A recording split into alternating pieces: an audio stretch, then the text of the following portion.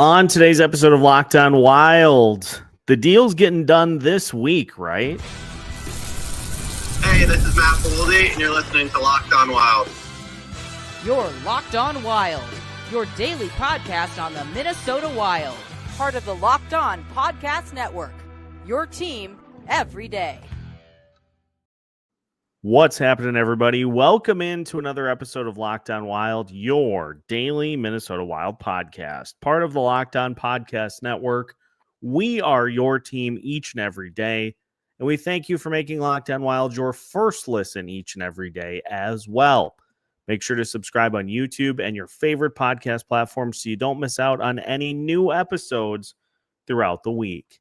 On today's episode of Locked On Wild, we are going to take a look at a couple of the PTOs that the Wild have signed and just some of the depth pieces that the Wild have added to see who actually has a chance to make a little noise with this Minnesota Wild roster, if anyone does. We'll also talk about a former Minnesota Wild forward who got his call to the Hall this past week, and it looks like maybe this will be when we finally get some ink on some dotted lines, and we'll talk about whether or not Kirill Kaprizov's deal can get done here this week. And just again, gonna put my piece out there about how I feel about these negotiations as well. My name is Seth Toupal, host of Locked On Wild, host of Seth on Sports, and credentialed media member once again for the 2025-2026 season. Joined on a Monday edition of the show by Alex Micheletti. And Alex, we are about a month out, so we have officially now hit the ramp up point for the season.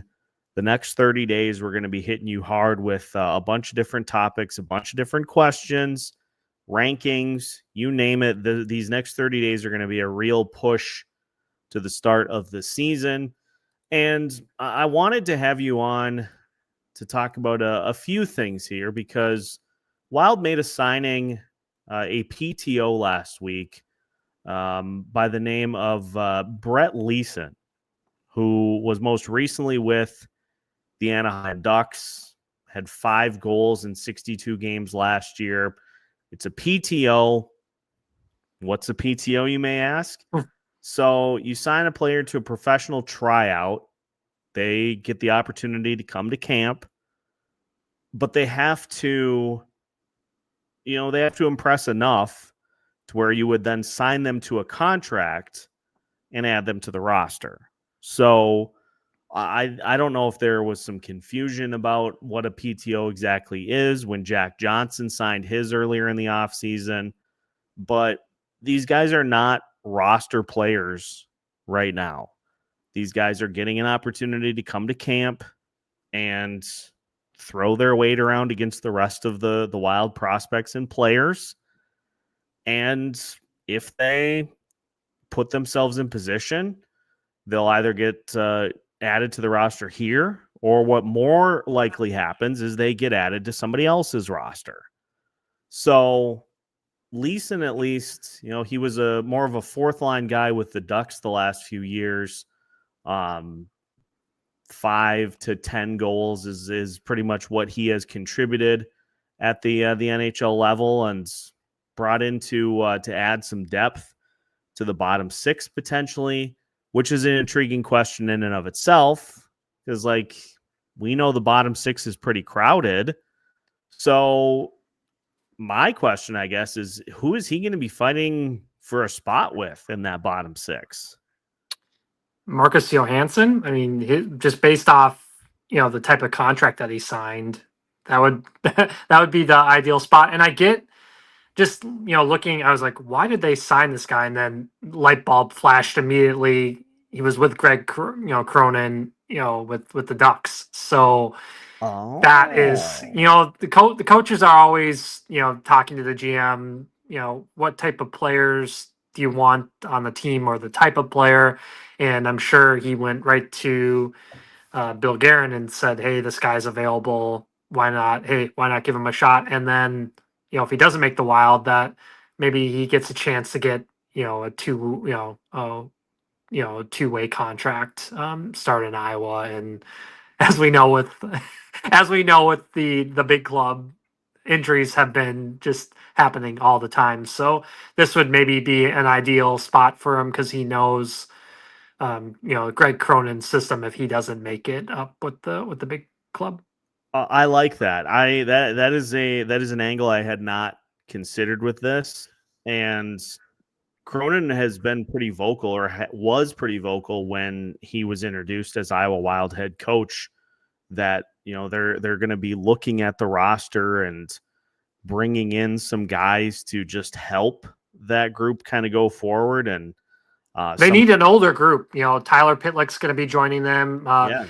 Nicholas Cabell, who's played in the NHL for a while too. So they're getting some veterans, that have experience. And these young guys, they're still learning how to be pros. The Hunter Hates of the world, Riley Heights, and Carson Lambos, they're still so young.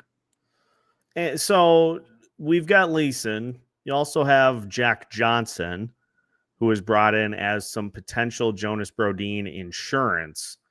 And I don't think he's going to be somebody that's looked at as like, oh, we definitely got to get this guy in the lineup. But he's won a Stanley Cup too. So they're looking for guys that, have leadership. He could be somebody that travels with the team and sits on the bench. And at this point, would you rather have a prospect do that, or would you rather have somebody that is as old as he is? Remember last season? I remember because we were watching the game, and the Vancouver game where Crotty had to hop in and play. You would rather have somebody like Jack Johnson in there, other than a guy that's has been in Iowa for the entire season, and then has to hop into an important game. And Jack Johnson knows what it takes to play in the NHL. He might not have the legs as he did when he was younger, but he's somebody that would be serviceable, that you wouldn't have to worry about out there. And the other thing too with these moves, so we talked about this with Cal Peterson, and the same extends to Jack Johnson and to Brett Leason and to Nicholas Aube-Kubel and to Tyler Pitlick, is like, so these guys are going to be in camp, sure. But I would say it's meant to be a little bit of like here are the guys that you need to beat as a prospect, like particularly Liam Ohgren, David Juracek, and Jesper Wallstedt. Those are the three big ones that I look at. Bill Guerin is saying beat these guys, and you have a spot on the roster. Like it's pretty easy, and it's not. I don't think it should be super hard for like Jesper to beat Cal Peterson for a roster spot, or Liam Ohgren to beat out Brett Leason or any of these other guys. It's a put up or shut up year for Liam Ohgren too, because they clearly didn't trust him enough to be in the playoff lineup, and so he's kind of on his last go around here if he really wants to be with the Wild long term, because as he talked about, and what Bill Guerin has talked about too, with this cap space that they didn't use, that they would be players to come around on the trade deadline or before that to make a big move, because they have the cap space. And when they're calling teams for their guys, they're going to say, we want Liam Ohgren, first round draft pick, has unproven, but sometimes if you get them in a different organization, they can thrive, and if given the opportunity. So he's, as we've seen from the offseason, he's put in the work, but that doesn't mean anything until the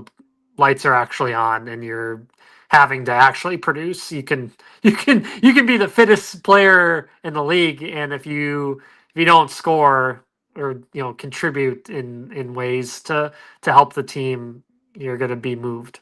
Right. Yeah. And I'm of the point where I will not be super vocal about these. Like, there was a ton of reaction to the Jack Johnson PTO, lesser so for the Brett Leason one. But I think especially in the Johnson front, like people just were reacting as if he had made the team and was going to be playing in a role like Zach Bogosian, and he hasn't yet. No, he might retire if he doesn't, if he doesn't get the contract after the PTO. It's this is kind of his last go of things. He's almost 40, so I mean this is his last go of it. I don't think he'll get another opportunity really unless teams are desperate. They just they know he's available to be a camp body at this point, and or if they don't fully think Zeev is ready to play, or check back in Iowa still. So this like you said, PTO is not, you don't have a finalized contract. This is more of a favor by Bill Guerin, and the Wild rarely do these PTOs too. So it was just kind of surprising that they did them in the first place. I will react accordingly though. Like I'm not trying to say, don't be concerned about this, because Bill Guerin, like we know how he constructs his rosters. It would not be out of the realm of possibility for this type of thing to happen. More so Jack Johnson than Leason, I think, just based off the the log jam of fourth and third liners on this team, and just with Yakov Trennin's contract, it's kind of hard to scratch him because you're paying him a decent amount of money. Yeah, we just need the Sharks to want to get a little higher off the cap floor. Right. That whole thing was crazy. But basically what I'm saying is, like, I myself, to keep my sanity, if we get through training camp and Liam Ohgren, David Jiricek, and Jesper Wallstedt have all had good camps and one or all of them don't make the team, then I'm going to be frosty. I'm going to be upset by that. But we haven't hit that point yet. And that is going to be, it's going to be a common theme of this episode, is that we haven't hit the point of no return on a lot of this stuff yet. And so it's a long season. We are a month out, and I don't want to drive myself crazy by already reacting to stuff like this. So it'll be interesting to see if any of those guys do anything notable in camp. One guy that we know will not be doing anything notable in camp because he is retired is a former Minnesota Wild forward who just got his call to the Hall. So we'll talk about Zach Parise as part of the 2025 NHL Hall of Fame class as we continue today's episode of Locked On Wilds after this. Today's episode of Locked On Wild is brought to you by FanDuel. The NFL season is almost here, and FanDuel is making sure you're ready for kickoff with a can't-miss offer. Right now, new customers can bet just $5, and if your bet wins, you'll get $300 in bonus bets to use across the app. The Minnesota Vikings are taking on the Chicago Bears at it was Soldier Field. I don't even know what it's called now. They've changed the name a few times. But if you're feeling like the Vikings are going to do some good things at Soldier Field, you can bet on the game itself. You can even bet during the game. Or if you're feeling a little more adventurous, you can put a futures bet on the Vikings to win the division, to get the number 1 seed, or to make it all the way to the Super Bowl. All those options exist, and FanDuel is here to help. So are you ready to play? Download the FanDuel app now by visiting FanDuel.com to get started. That's FanDuel.com to place your first $5 bet. Welcome back to today's episode of Locked On Wild. Once again, we thank you for making Locked On Wild your first listen each and every day. Coming up later today, we're going to be doing some rankings this week. Offense, defense, both special teams units, goaltending, and top line. So we'll be doing that every day this week, starting with the offense. Where do the Wild rank amongst the Central Division? And should be a fun debate because I think the results will surprise you a little bit, at least in a couple of the categories. In some of the research I've done so far, let's just say some eyes may be opened. So that's coming up here this week as part of our 30 in 30. 30 questions and 30 topics in 30 days, starting today, leading you all the way up to the start of the season for the Minnesota Wild on the 9th against the St. Louis Blues. Alex, Zach Parise got his Hall of Fame call as part of the 2025 class. Obviously, Parise is a notable figure in Minnesota sports lore. He is hashtag one of us, born in Minneapolis, played at North Dakota, and started his NHL career with the New Jersey Devils, played 7 years there, then came to Minnesota, played 9 years of his career with the Wild, was arguably one of the biggest days in Minnesota Wild franchise history when he and Ryan Suter signed the matching 13-year deals. That would have been just fine had Gary Bettman not decided midway through those deals. Maybe we should do something about that. So if you want to be mad about something, be mad about Gary Bettman changing the rules midway through the contract and not saying, don't worry, these contracts are grandfathered in. But all told, Parise had 199 goals in his 558 games with the Wild, which puts him up near the top of the leaderboard as far as goals go. He had, up until Kirill Kaprizov came along, he had many Minnesota Wild records. Didn't lead to anything notable on his Minnesota Wild tenure, but I think there are two things that Zach Parise's tenure are going to be remembered for. Zach Parise, very talented player, very good player. But I think the thing that jumps out to me is he missed a ton of games. Like, he had some very notable injury issues that he dealt with throughout the course of his career. Missed a bunch of games with the Minnesota Wild. And, he was just kind of, he never really was like a number one guy for Minnesota. He was brought in to be a name that could kind of pull the Wild out of the mediocrity they were in, and he did that.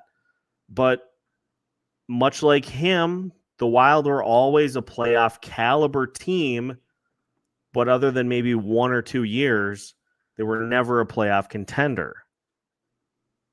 They ran into the Blackhawks dynasty there. Taves and Kane just they ran the West, and but I think this franchise was obviously so much better having those two. It changed the franchise really for forever, and because of the situation, like you said, where things kind of changed halfway through, and then buyouts, and just it was tough, but it got the fan enthusiasm back into it, and you can't doubt them. They didn't make the playoffs a lot. They just didn't go as far as when they signed those contracts, that they envisioned, that they were going to get a Stanley Cup because they added both him and Ryan Suter. But it wasn't meant to be. But it was really cool to have him come home and play for the the hometown team for him, and he was a winner. He won everywhere he played, and it started at Shattuck and then going to North Dakota, and he was a legend there, and then all over the place. And who would have ever thought he'd end up with the Colorado Avalanche to end it all? What a strange ending and to the journey. Yeah, and ironically too, so after the Wild, he went to the Islanders, played all 82 games the 2 seasons that he was with the New York Islanders. Like, all the irony there. Yes. And But there was with Cal Clutterbuck, ironically. Man. Yes. It was such an interesting tenure because I know we've talked in the past about, how that situation all kind of got ugly with Suter creating the alternate practice area that was closer to where he lived. And I'm not saying that Zach Parise wasn't part of that whatsoever. He was definitely involved, but I think it's important to note that Ryan Suter was the maestro in all that. Like, Ryan Suter was the one that really made all that stuff happen.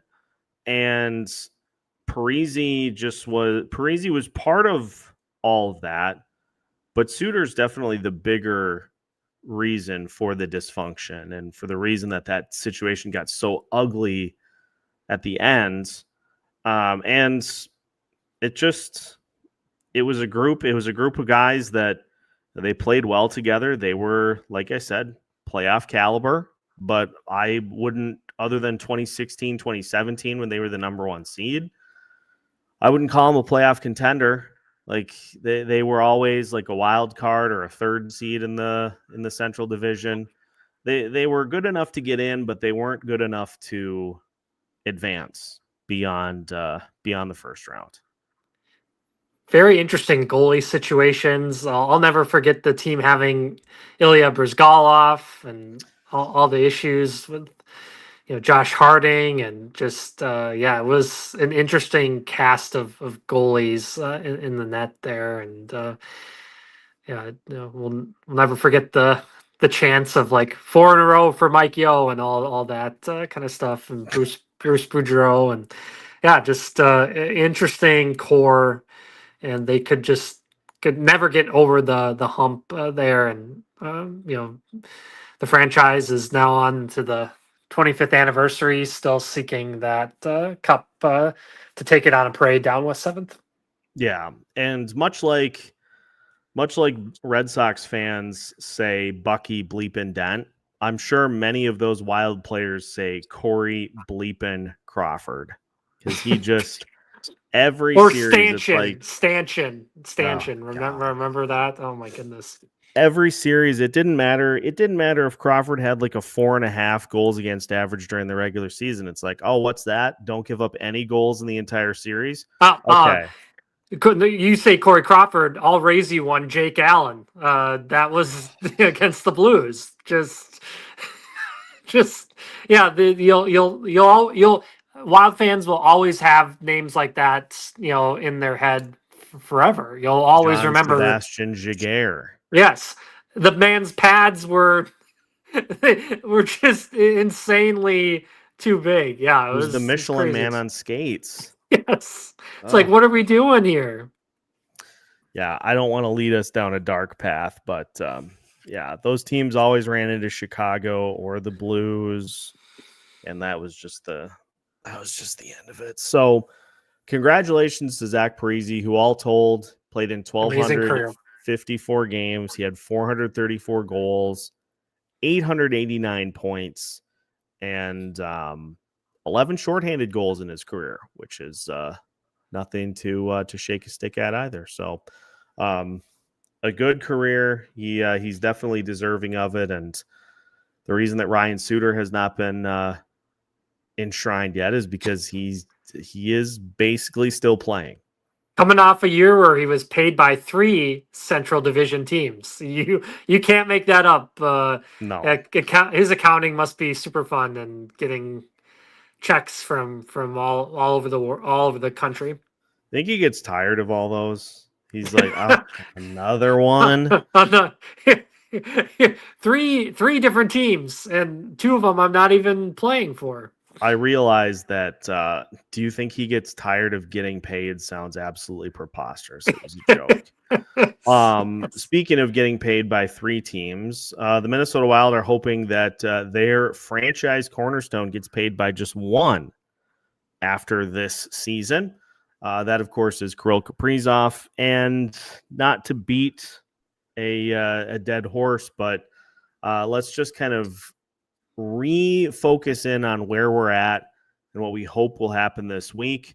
We'll talk about Kaprizov's negotiations as we finish today's episode of Locked On Wilds after this.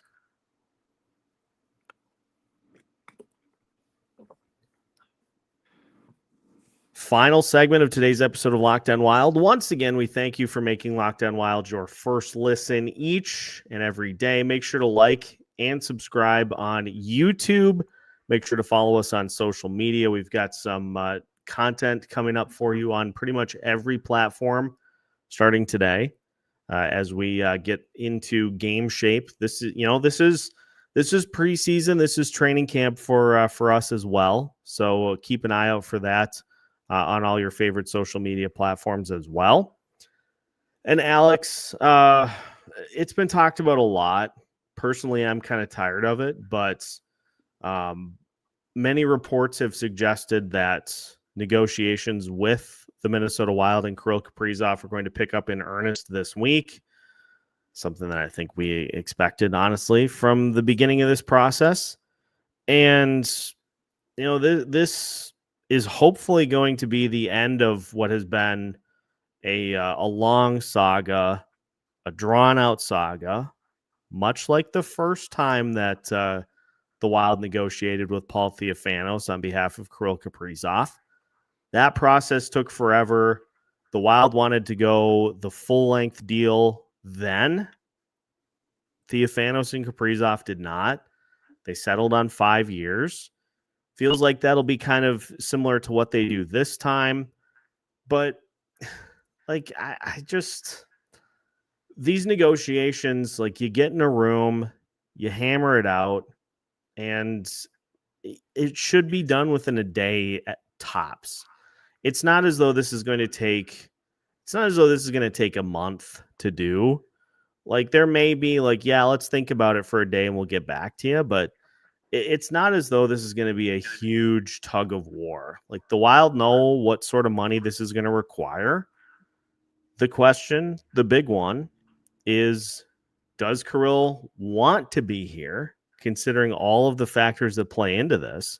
Does he want to be here? Does he not? And I feel like he already knows the answer to that question. Yeah, I think it comes down to term, like you were, I think, leading on to, and because he knows that the Wild can offer the most money, out of any other team, and but I think he also knows that he doesn't want to, if he gets the biggest contract, I think they're trying to make sure that the Wild can stay competitive too, right? Mm-hmm. Because I think that's the issue with Connor McDavid is, he's been to the Cup the past couple seasons, but he also doesn't want to severely limit around him and Leon Draisaitl, because you can't just win with two players. We've seen that, and the Florida Panthers have made it work where they get, they do have the added bonus of the no state income tax, but they get guys to buy in and save money for for their teammates so that everybody can stay. And so I'm sure that's kind of what they're debating over too, because Kirill, all he cares about now is winning. We've talked about how he started later than a lot of prospects because he was over in the KHL, and now he wants to win a Stanley Cup bad. Yeah, and it's the other thing about this too that I just find kind of interesting is that there's so much just assumption that is falling into play here. Well, I know because such and such works at the arena, and I've talked to him many times that Kirill doesn't like this or doesn't like that. It's you don't know that. No, we're all going based off of our assumptions of the team and our impressions of the team, and we're connecting dots to try to logicalize it. Logicalize is definitely not a word, but I stand by it.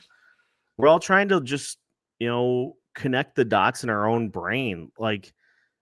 The Florida Panthers are, I think, the model that teams need to be looking at, because as you alluded to, Connor McDavid and Leon Draisaitl are two of the best players on the planet. That franchise has willingly employed Stuart Skinner as their goaltender for the last few years, and look at what that has gotten them. Right. You have to have a goalie that is capable, that you can rely on to steal you games. And Stuart Skinner is just so inconsistent. You can't trust him fully ever. Yeah, you shouldn't have to rely on that, which is why it'll be interesting to see what happens with Philip Gustafsson. I would say that Gustafsson is better than Skinner, but does he belong in that top tier of goaltenders in the league? That kind of remains to be seen. But these are the things, and this is why having a contract like the one that Matt Boldy signed is so crucial, to have a deal that is going to look like a major bargain in a couple of years. You get a couple of those, and all of a sudden you're in Florida territory. And, for Florida, like Sergei Bobrovsky's making 10 plus, but he turned himself into a winner in the postseason. You got to have some players that kind of figure out how to win when you get to the playoffs as well. And some of that falls on Kirill too. Like, Kirill has played obviously very well in the postseason, but in addition to the supporting cast needing to step up and elevate their play, every single player on the roster needs to. Yeah, they can't be. He can get some criticism too.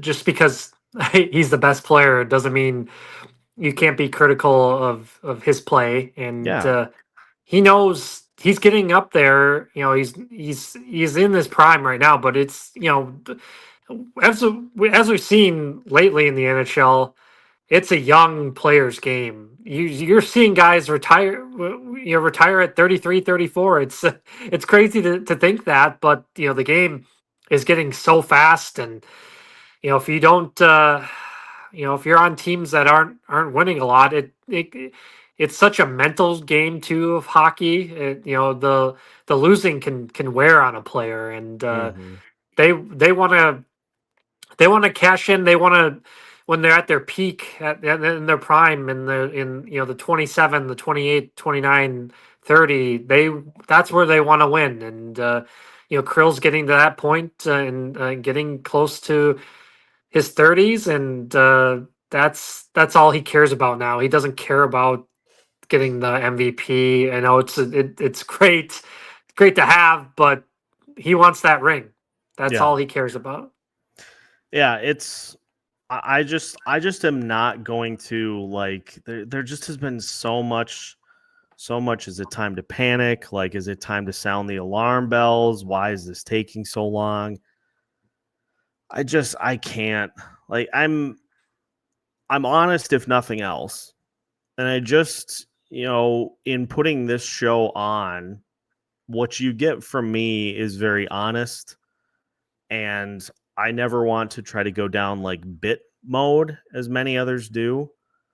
And I just can't get myself to be worked up about it until he gets here, until training camp has happened, and until we hear the words, talks have broken off. Until those words are uttered, I really can't get alarmed about this, because until those words are uttered, the negotiations continue. It's just taking longer than anybody would have liked, but it's still happening. We know Bill Guerin. He's set in his ways, and he gets what he wants done. It took forever for Marco Rossi, but he was not moving off what he offered to Marco, and his agent caved in. They accepted it. They did not want to have Marco sit out games, and the beauty of it with Kaprizov is there's no sitting out for him. He's under contract. He has to play regardless, and then they'll eventually get it figured out here, because he knows that the Wild can outbid anybody right now for him. And as many others have said, not just, I know it's been said, Judd's Hockey Show mentioned it in one of their recent episodes. I think Russo has touched on it as well. I don't think Kirill wants this to drag out either. Like, he doesn't want to have to be answering these questions every day of camp. And so I would imagine, as we have been led to believe, that once Kirill comes to Minnesota and kind of starts to get himself acclimated, that both sides are going to sit down in a room and they're going to hammer this thing out. And it's going to be done. And then we can stop talking about it. We never have to mention it until his deal comes up to be due again. And then at that point, you're like, all right, is he going to stick around for the rest of his career? We deal with that stuff as it happens. I don't like to do a lot of like looking ahead kind of things, if that makes sense. 100%. Yeah. So that's kind of where we're at with that. We'll of course keep you up to date. We will when this does finally happen, we'll have a big breakdown episode of it. But until then, this, I promise you, will be the last time that negotiations are discussed on this show. Last time, not going to bring it up until the deal is done or until those 4 words, talks have broken off, are mentioned.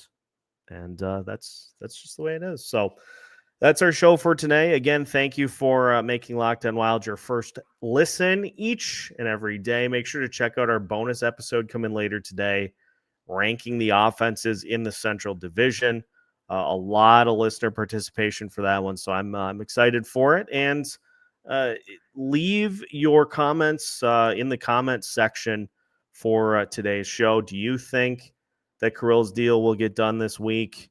What do you think about the PTOs and depth signings? Do you think any of those players stand a major chance to make the roster, or are they just depth? Let us know in the comments, and we'll be interacting with you in them as well. Again, follow us on all your favorite social media platforms as well. We've got content coming up throughout the week for you there also. And you can find new episodes every Monday through Friday as part of the Locked On Podcast Network.